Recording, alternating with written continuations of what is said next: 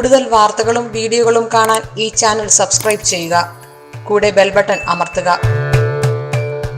നമസ്കാരം. ആദ്യം രാവിലെ നമ്മൾ എഴുന്നേറ്റ് വന്നു കഴിഞ്ഞാൽ ആദ്യം എല്ലാവരും വന്ന് മുൻവശത്തെ വാതിലാണ് തുറന്നിടുക അല്ലേ? അതിനുശേഷമാണ് പിന്നെ നമ്മൾ അടുക്കളയിലോ മറ്റു പുറകിലൊക്കെ പോയിട്ട് വാതിലുകളൊക്കെ തുറന്ന് അകത്തേക്കൊക്കെ പ്രവേശിക്കാം.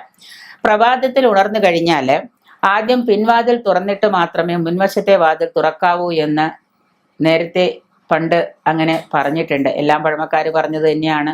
അങ്ങനെ മുൻപ് നിഷ്കർഷിച്ചിരുന്നു.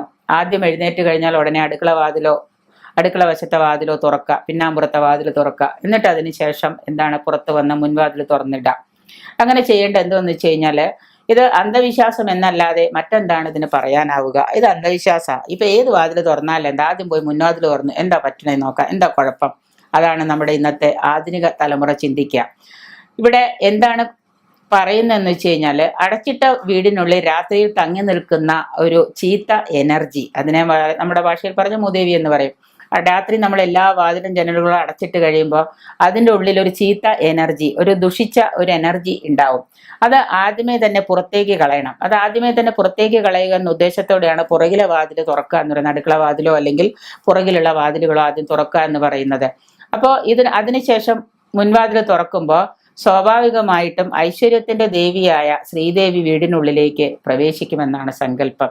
പുറത്തേക്ക് തുറന്നിട്ട് അതിനുള്ളിൽ ചീത്ത വായുവെല്ലാം പുറത്തേക്ക് പോയാൽ സ്മെല്ലും മണമൊക്കെ പോയി കഴിഞ്ഞാൽ മുൻവശത്തെ വാതിൽ തുറക്കുമ്പോൾ തീർച്ചയായിട്ടും അകത്തേക്ക് ആ ഒരു നല്ല ഒരു വായു, നല്ല സൂര്യൻ ഉദിച്ച നല്ലൊരു പ്രകാശവും നല്ലൊരു എനർജി നമ്മുടെ വീട്ടിലേക്ക് കടന്നു വരും.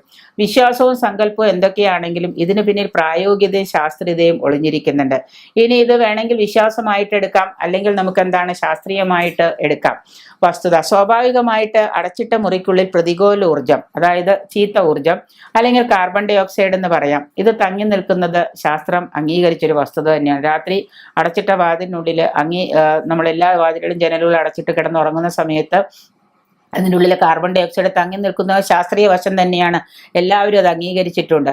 പ്രഭാതത്തിൽ ഏത് വാതിലാണോ ആദ്യം തുറക്കുന്നത്, മുൻവശത്തെ ആയാലും ശരി ബാക്കിലെ ആയാലും ശരി, ആ ഭാഗത്തു കൂടി ഈ ഊർജം പുറത്തേക്ക് പ്രവഹിക്കാനാണ് സാധ്യത.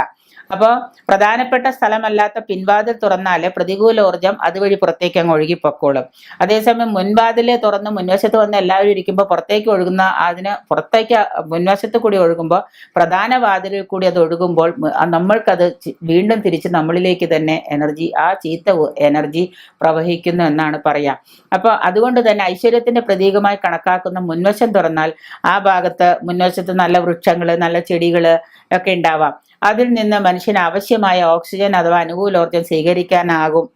അത് പറ്റാതെ വരും. അതിൽ ചെന്ന് ഈ പ്രതികൂല ഊർജം തടസ്സമായിട്ട് നിൽക്കും. ഒരുപക്ഷെ ഇത്തരത്തിൽ ഇവരെ പഴമക്കാരെയൊക്കെ ചിന്തിക്കാൻ പ്രേരിപ്പിച്ച ശാസ്ത്രീയ വശം കൊണ്ടല്ല എങ്കിൽ തന്നെയും രാവിലെ എഴുന്നേറ്റാൽ പുറകുവശത്തെ വാതിൽ തുറന്നിട്ട് ചീത്ത ഊർജ്ജങ്ങളൊക്കെ പുറത്തേക്ക് പോയി കഴിഞ്ഞപ്പോൾ ചെന്നിട്ട് ഫ്രണ്ട് വശം വാതിൽ തുറക്കാം. അങ്ങനെ ആകുമ്പോൾ തീർച്ചയായിട്ടും വീടിനുള്ളിലുള്ളവർക്ക് ഒരു ആരോഗ്യപ്രദമായ ഒരു അവസ്ഥ പ്രദാനം ചെയ്യും. നമ്മുടെ വീടിന്റെ ഫ്രണ്ടിലുള്ള സസ്യങ്ങൾക്കാണെങ്കിലും അതൊരു ആരോഗ്യപ്രധാനമായ ഒരു അവസ്ഥയായിരിക്കും എന്നുള്ളതാണ് പ്രധാനം. അതുകൊണ്ടാണ് മുൻവശത്തെ വാതിൽ തുറക്കാതെ ആദ്യം പിൻവശത്തെ വാതിൽ തുറക്കുക എന്ന് പറയുന്നത്. നമുക്കത് പ്രയോഗിക്കുന്നതിന് പ്രത്യേകിച്ച് ചിലവൊന്നുമില്ലല്ലോ, അങ്ങനെ തന്നെ ചെയ്യാലോ. അങ്ങനെ ചെയ്തു നോക്കുക, എന്നിട്ട് മാറ്റങ്ങൾ ഉണ്ടോ എന്ന് നമുക്കും നോക്കാം.